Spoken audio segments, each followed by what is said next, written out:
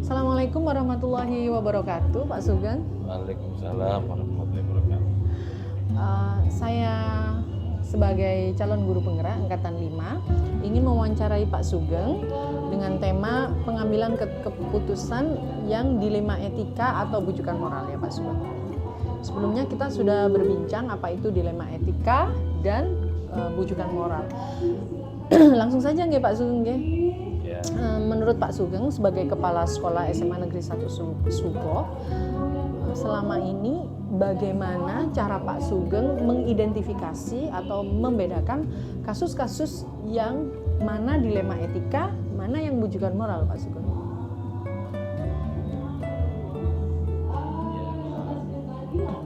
Identifikasi ya. Iya. Bagaimana membedakan? Oh ini dilema etika, oh ini bujukan moral.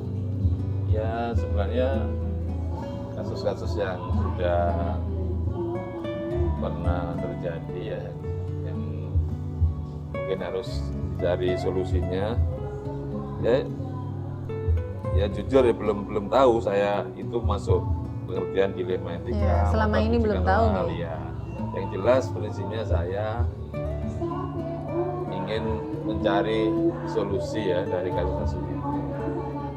Mencari solusi ya. Mencari solusi yang ya terbaik lah, tapi solusi itu tidak langsung saya ambil atau saya putuskan sendiri. Biasanya saya mengajak Pak Kasek untuk memberi pertimbangan bagaimana sebaiknya.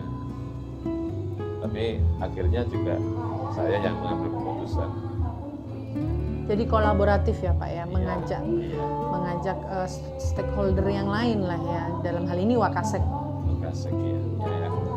Saya pikir Wakasek yang lebih lebih Iya, betul. lebih berkompeten. Nah, Pak Sugeng kan sudah barusan tahu bahwa dilema etika itu adalah ketika ada kasus atau masalah yang dihadapkan pada nilai-nilai kebajikan yang bertabrakan gitu. Dan bujukan moral itu lebih kepada kasus yang benar atau salah. Karena Pak Sugeng kan baru tahu itu dilema etika. Tapi selama ini apakah Pak Sugeng sebenarnya udah pernah ketemu belum sama kasus yang dilema etika dan bujukan moral Pak Sugeng? Kayaknya sudah. Mungkin kalau menurut Manja ya itu ini yang kasusnya Ibu Ani. Oh kasus Bu Ani ya, Ibu Yosefin Ani. Yosefin Ani itu kan di satu sisi memang beliaunya harus melaksanakan tugas sebagai ASN ya. Di sisi lain muncul rasa ya, kasihan ya, karena Bu Ani kan semuanya diketahui kan sakit istilahnya sudah ya sakit fisik ya, secara fisik sakit ya. penglihatannya ya sudah tidak bisa melaksanakan tugas ya. Itu harusnya saya kan ya gimana harus tetap bisa yang bersangkutan bisa melaksanakan tugas gitu. Oke. Selama ini misalnya kalau kita boleh fokus ke kasusnya salah satu guru tersebut yang disebutkan oleh Pak Sugeng, di situ ada dilema etika. Jika diizinkan tidak mengajar karena kasihan gitu kan. Tapi kalau diizinkan beliau tidak lemah secara fisik ya, kesehatannya terganggu gitu kan. Jadi ada nilai keadilan tapi juga kasihan di situ kan ya. Ada dua nilai yang bertabrakan. Lalu Pak Sugeng selama ini prosedur apa atau langkah-langkah apa yang Pak Sugeng lakukan selama ini? Ya prosedur atau langkah atau lebih tepatnya solusi ya. Bukan, alurnya gimana? Sampai Pak Sugeng bisa memutuskan untuk mengizinkan ibu tersebut, salah satu guru tersebut misalnya. Kan Pak Sugeng keputusannya apa? Mengizinkan beliau istirahat atau harus mengajar? Mengizinkan istirahat. Nah, untuk sampai ke keputusan mengizinkan beliau istirahat, itu kan pasti ada langkah-langkahnya tuh Pak, ada step alurnya. Itu gimana alurnya dulu Pak Sugeng? Mungkin awalnya saya memanggil yang bersangkutan Ya, dulu kan. memanggil Videonya. ya. Terus Kemudian maksud saya itu saya ingin mengetahui kebenarannya untuk meyakinkan pada diri saya sendiri bahwa memang bersangkutan konfirmasi itu lah ya. tidak, memang kondisinya tidak bisa ngajar. Ya. Nah, setelah itu, setelah saya yakin, baru saya memanggil ya, minta Kasek. minta dapat ke Wakasek, baru kemudian mengambil keputusan. Ketika mengambil keputusan itu Pak Sugeng, apakah ada tantangan atau hambatan? Kan kasus ibu ini tuh dilema etika ya. Apakah ada hambatan atau tantangan dalam pengambilan keputusan ini? Ya, tantangannya sebenarnya dari dalam diri saya sendiri. Nah, itu tadi ada dilema di situ ya Pak Dilema. Sugeng ya. Itu yang disebut dengan dilema kan Pak Iya, Sugeng? dilema etika. Iya. Jadi Pak Sugeng sebenarnya udah merasakan tapi tidak menyadari bahwa itu dilema etika. Ya, dilema. Ya, tapi ya saya pikir sudah saya merasa yakin itu keputusan terbaik saya. Ya. Jadi akhirnya saya minta yang beliaunya istirahat, kemudian saya mencoba mencari solusi, yaitu mencari guru pengganti.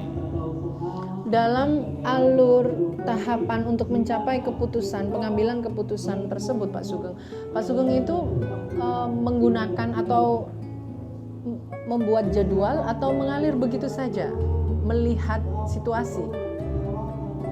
Melihat situasi kayaknya sih, iya. Jadi tidak terjadwal ya Pak ya, mengalir begitu saja ya. Situasi kok kelihatannya ini sudah, kalau dibiarkan terus-menerus siswa kan dirugikan. Ya, akhirnya itu.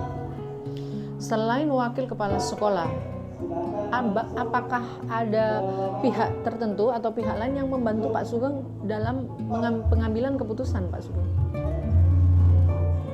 Kayaknya lebih besar wakil kepala sekolah sih.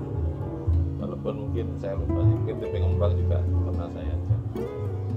Adakah misalnya konsultasi ke dinas yang lebih tinggi, misalnya dinas pendidikan gitu, tidak? Iya, ya. Berarti selain wakil kepala sekolah, tim pengembang juga dinas pendidikan ya?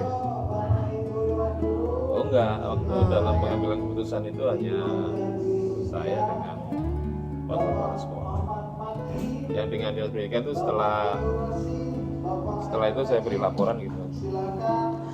Oke, terima kasih Pak Sugeng. Yang terakhir nih, sebagai kesimpulan dari semua hal yang telah disampaikan oleh Pak Sugeng sebagai kepala sekolah SMA Negeri 1 Suboh, pembelajaran apa yang bisa Pak Sugeng ambil dari pengalaman Pak Sugeng dalam hal mengambil keputusan yang jenisnya dilema etika Pak Sugeng? Ya, pelajaran apa ya? Ya, anggaplah sebagai sebagai pengalaman pribadi sebagai seorang pemimpin ya, dalam mengambil keputusan, khususnya yang dalam masalah dilema etika ini kan agak sulit. Ya, jadi lebih sulit ya Pak. Lebih sulit.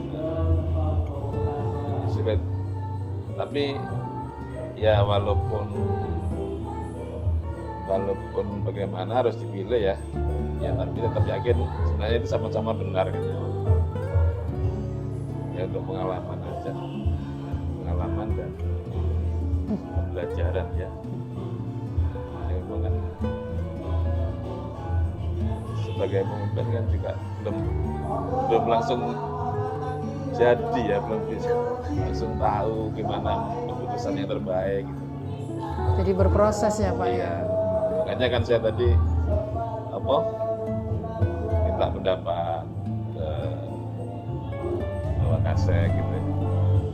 Jadi sebenarnya memang sudah benar ya bahwa kita itu sebagai pendidik juga nggak berhenti belajar gitu. Bahwa kita itu memang long life education, menjadi pembelajar sepanjang hayat. dari tidak hanya dengan membaca, tetapi juga pengalaman-pengalaman itu memberikan pembelajaran yang sangat baik kepada kita ya Pak Sugeng. Ya, sehingga nanti kalau ada masalah lagi, oh sudah pernah lah, katakanlah sudah pernah menemui hal seperti itu lagi, sehingga lebih siap mental betul. gitu aja. Lebih Awal-awal masih terampil. aku gimana Lebih terampil ya Pak Sugeng. berproses. Oke, Pak Sugeng, terima kasih atas waktunya bersedia diwawancara. Demikian wawancara saya dengan Kepala Sekolah saya SMA Negeri 1 Subo, Bapak Sugeng Ali Fatah, SPD MPD. Terima kasih. Assalamualaikum warahmatullahi wabarakatuh. Waalaikumsalam. Assalamualaikum warahmatullahi wabarakatuh. Waalaikumsalam. Mohon izin Pak Khairul Rosif, saya Konita Fitra Yuni, CGP Angkatan 05. Di calon guru penggerak ini ada materi tentang pengambilan keputusan yang bertanggung jawab. Nah, di sini kami juga diajarkan ada yang namanya dilema etika, di mana seorang pemimpin itu terkadang pada kasus-kasus tertentu di sekolahnya beliau itu menghadapi yang namanya dilema etika.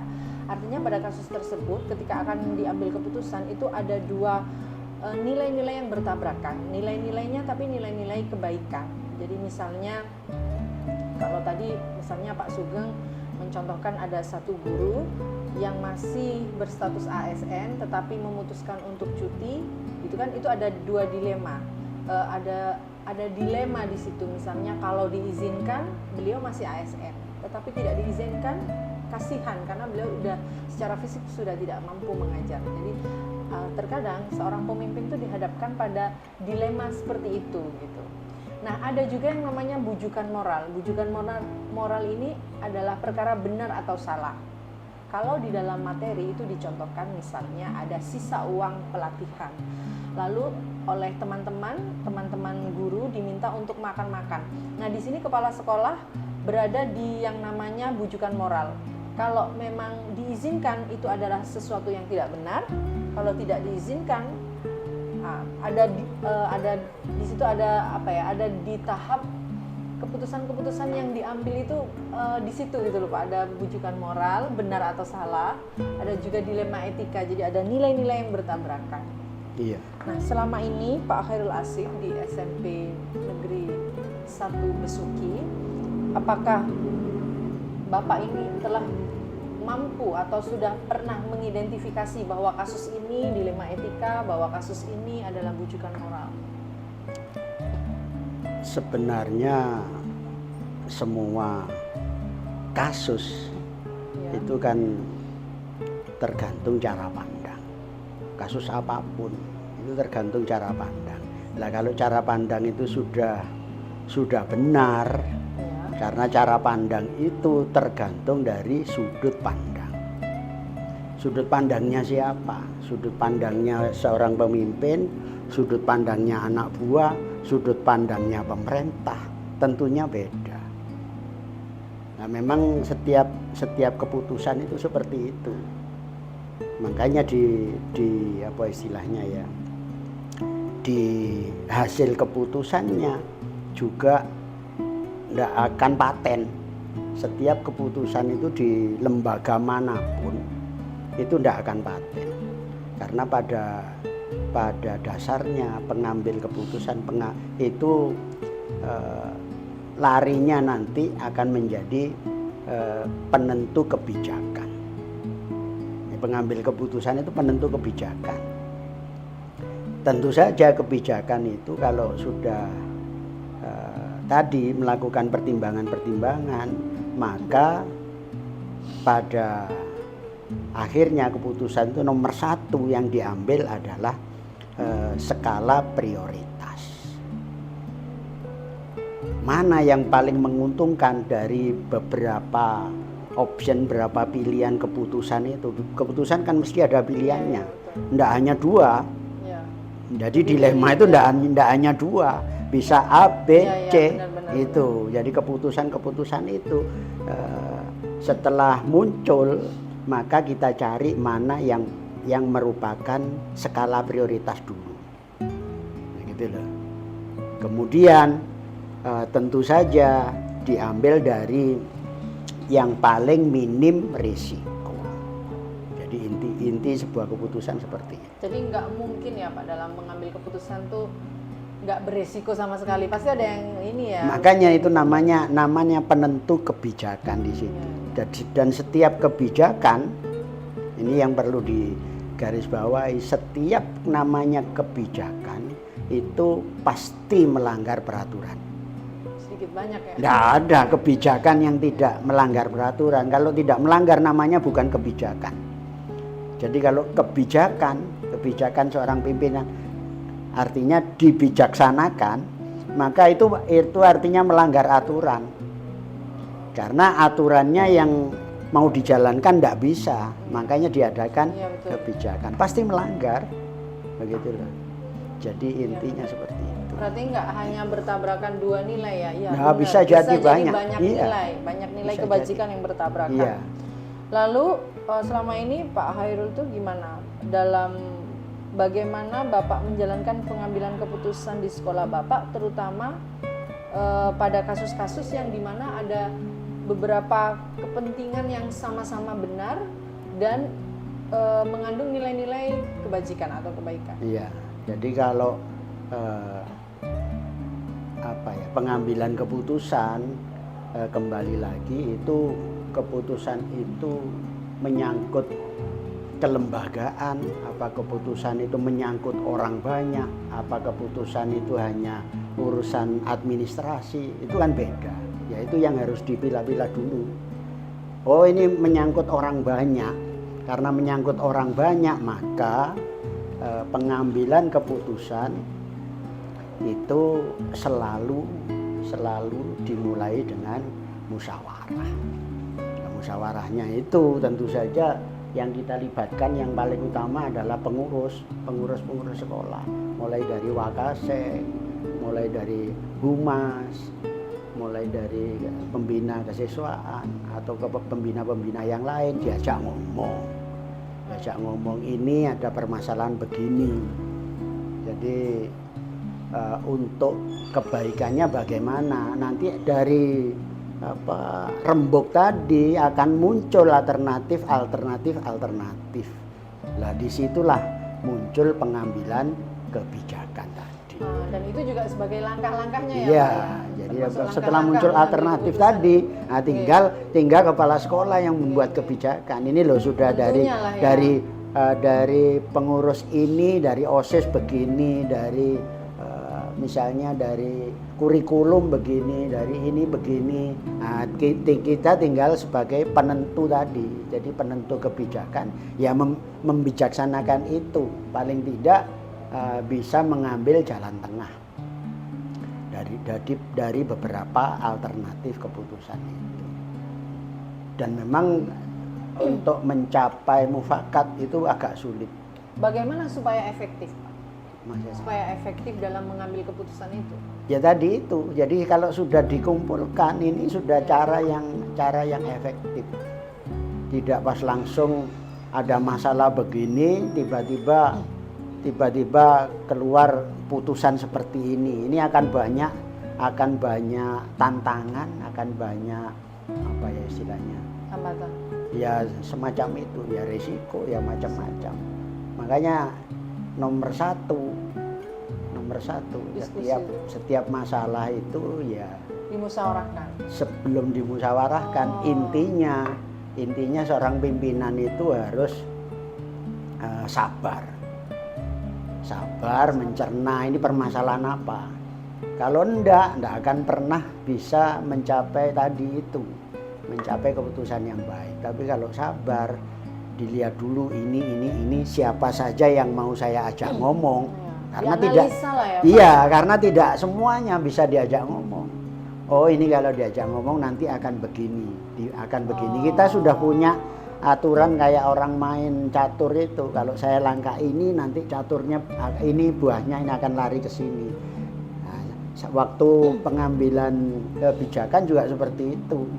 Jadi tidak semua harus kita libatkan, tetapi kita tentukan sekiranya yang bisa mengambil kebijakan itu siapa saja. Oh, orang ini, orang ini, orang ini, kumpulkan.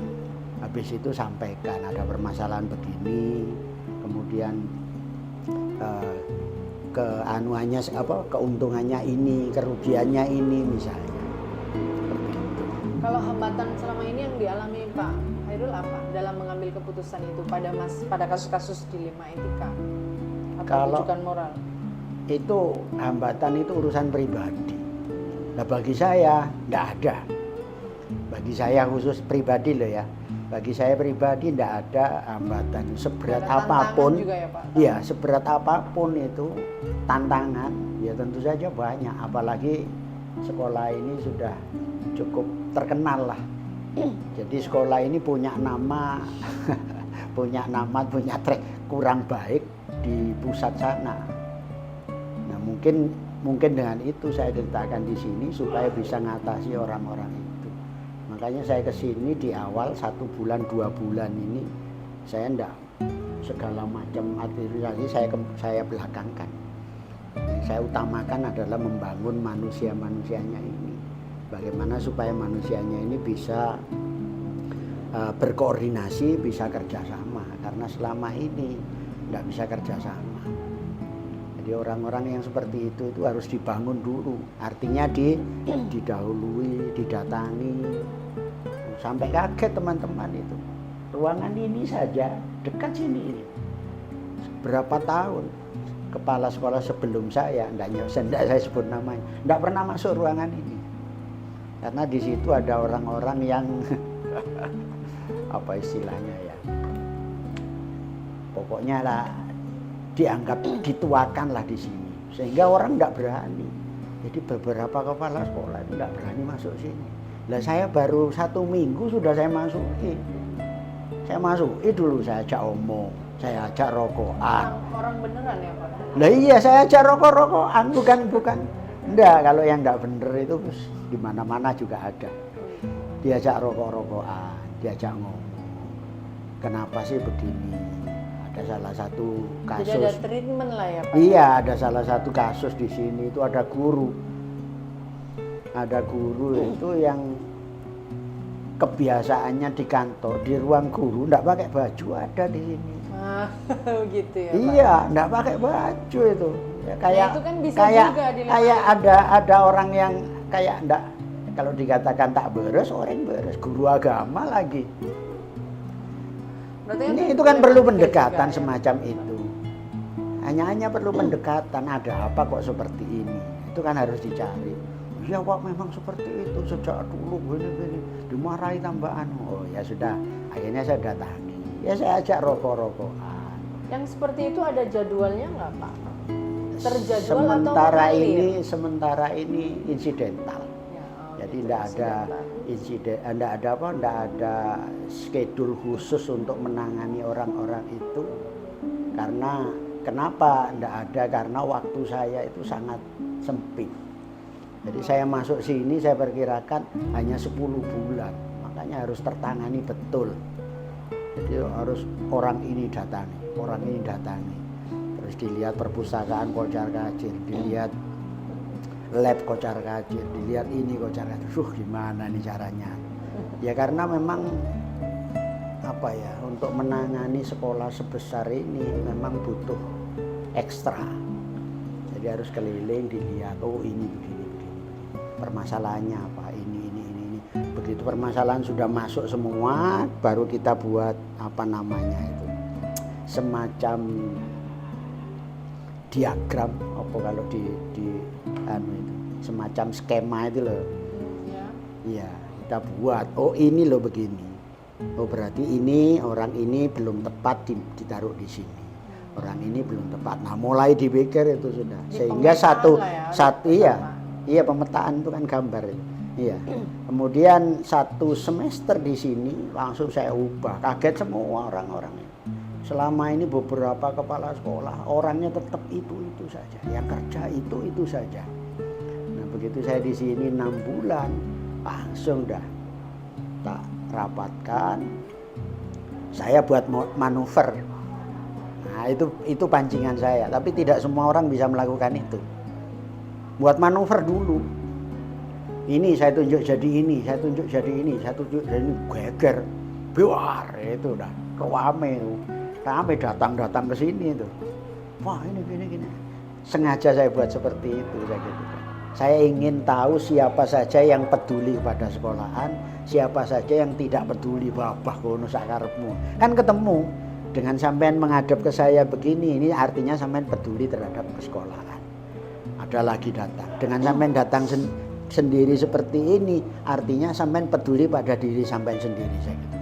Kenapa? Karena jam sampean bisa terkurangi misalnya. Kan ketemu, Bu.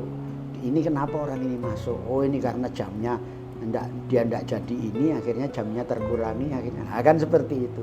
Nah, dari itu juga saya inventarisasi. Inventarisasi lagi. Nah, ada misalnya yang datang itu 4 orang, saya ambil 1 orang.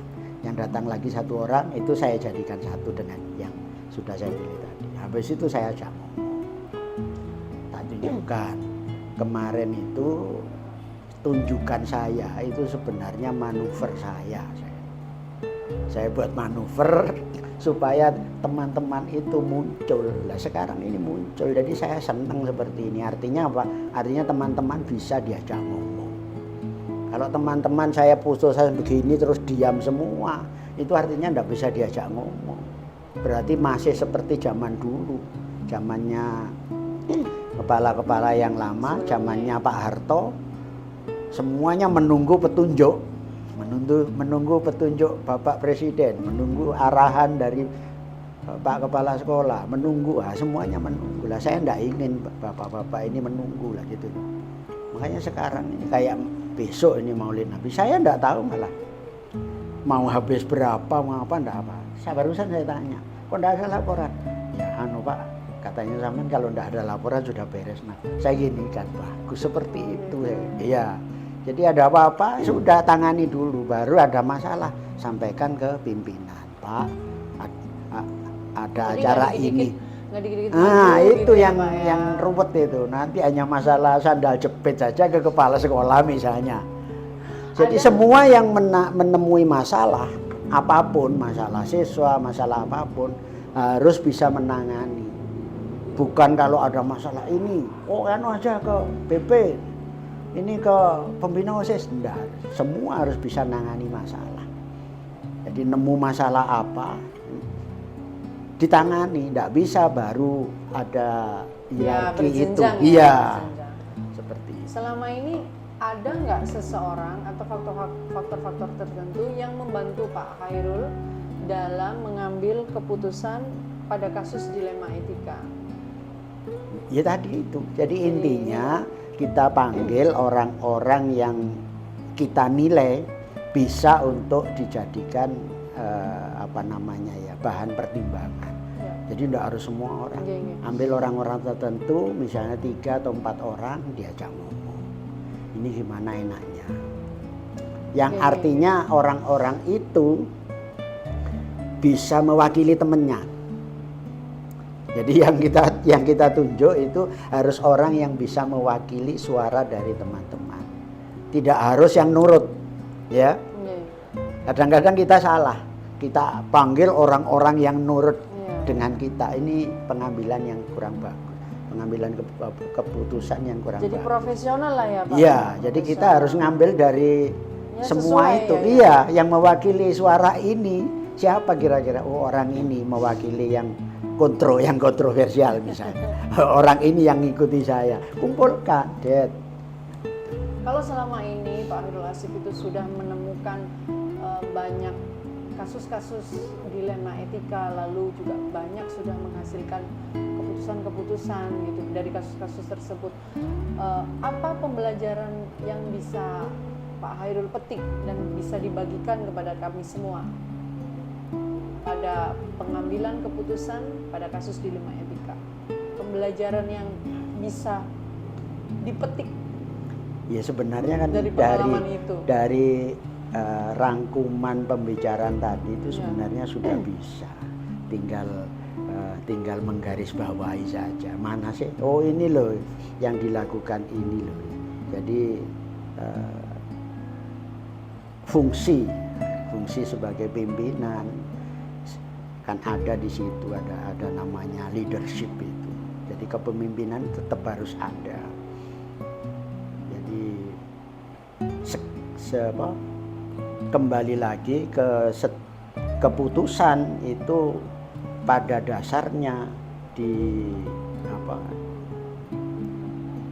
didasarkan pada kemufakatan. Tetapi keputusan yang membutuhkan kebijakan sekali lagi itu melanggar aturan. Nah, hal-hal yang melanggar aturan itu harus kita sikapi, redam, kita redam di dalam. Iya, karena memang itu untuk ke dalam. Artinya bukan untuk keluar. Ini saya buat begini dengan alasan ini, nah gitu. Jadi tentu saja alasan itu tidak bisa satu. Kita harus banyak pertimbangan alasannya. Alasannya ini, alasannya ini, alasannya ini. Sehingga bisa diambil keputusan yang paling bagus, yang paling baik gitu ya Pak, dengan meminimalisir resiko-resiko. Iya. Terima kasih Pak Khairul Rosyid atas wawancaranya, luar biasa sekali. Semoga ini bermanfaat bagi kita semua, khususnya saya sebagai calon guru penggerak angkatan 5. Karena di dalam pendidikan guru penggerak kami dicetak untuk menjadi calon pemimpin pembelajaran dan pemimpin sekolah. Iya, memang harus segera karena waktunya seperti ini, dengan adanya program percepatan, kan ada program percepatan kan, ada program percepatan IKM, maka seorang CGP atau GP itu harus segera beraksi. Ya, segera membuat aksi nyata istilahnya, segera beraksi, karena memang kecepatan sekarang itu sudah bukan kecepatan yang biasa lagi. Jadi kalau biasanya orang berjalan berlari, maka sekarang ini guru penggerak tidak bisa bergerak lamban, harus berlari berlompat, harus begitu. Kalau perlu cari yang belum ada, karena yang saya perhatikan program pastinya guru penggerak kayak apa bentuknya secara itu belum jelas. Makanya harus cari sendiri, cari inovasi sendiri, cari lompatan sendiri gitu loh. Entah kayak apa lompatnya, kan lompat itu beda-beda. Bisa lompat kodok, bisa lompat ini kan gitu. Lompatannya beda-beda. Jadi Pak, cari sendiri dah. Assalamualaikum warahmatullahi wabarakatuh. Salam.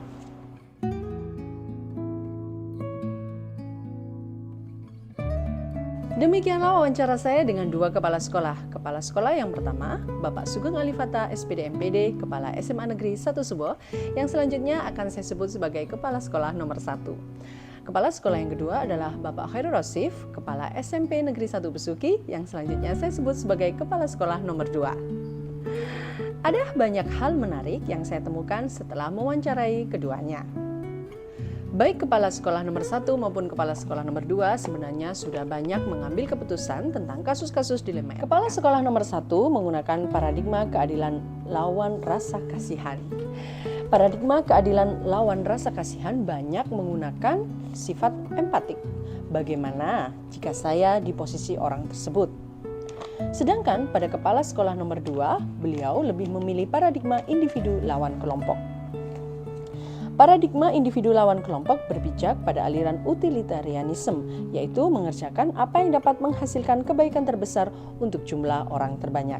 Pada kepala sekolah nomor 1, beliau berprinsip pengambilan keputusan berbasis rasa peduli atau care-based thinking, di mana beliau lebih banyak menggunakan empati beliau dalam menyelesaikan kasus dilema etika. Pada kepala sekolah nomor 2, beliau lebih memilih end-based thinking, di mana beliau berpikir berbasis hasil akhir, yakni melakukan karena itu terbaik untuk kebanyakan orang. Pada kepala sekolah nomor 1, setelah menganalisa fakta-fakta yang terlihat, beliau memakai uji panutan atau idola. Beliau juga terlihat menggunakan opsi trilema dan mengajak stakeholder untuk mencari solusi, dan kemudian keputusan terakhir ada di tangan beliau. Pada kepala sekolah nomor 2, beliau terkadang juga mempunyai strategi-strategi yang lain. Bisa juga pendekatan personal, kemudian beliau juga mempunyai manuver-manuver, kemudian beliau juga melaksanakan uji legal, uji intuisi, uji regulasi, dan opsi trilema juga tercapai. Opsi trilema tercapai, yang saya maksud adalah beliau juga mencari alternatif-alternatif yang lain untuk menjadi solusi, yang kemudian beliau akan pilih satu sebagai pilihan yang minim resiko dan banyak manfaatnya. Menonjol dari dua kepala tersebut adalah bagaimana tahapan mereka untuk mengambil keputusan. Saya bisa menyimpulkan pada kepala sekolah nomor 1, beliau biasanya akan memanggil orang yang terlibat dalam kasus tersebut, kemudian menyelesaikannya dengan cara musyawarah bersama para wakasek. Kemudian setelah dicapai solusi, maka beliau yang akan memutuskan. Pada kepala sekolah yang nomor 2, beliau akan menganalisa terlebih dahulu kasusnya, kemudian beliau akan menentukan siapa saja yang terlibat.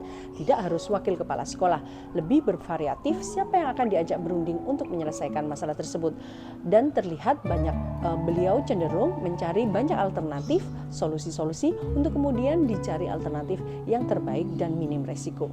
Saya mendapatkan banyak sekali pengalaman dan pembelajaran setelah mewawancarai dua kepala sekolah tersebut. Sebagai calon guru penggerak, saya akan sesegera mungkin memanfaatkan materi-materi yang telah saya dapatkan dalam pendidikan guru penggerak yang berkaitan dengan pengambilan keputusan yang bertanggung jawab, yakni 4 paradigma dilema etika, 3 prinsip pengambilan keputusan, dan 9 konsep pengambilan dan pengujian keputusan. Terima kasih kepada Bapak Sugeng Alifata SPD MPD dan Bapak Khairul Rosif SPD yang telah meluangkan waktu untuk saya wawancarai. Demikian analisa saya atas wawancara kedua kepala sekolah tersebut. Terima kasih. Wassalamualaikum warahmatullahi wabarakatuh.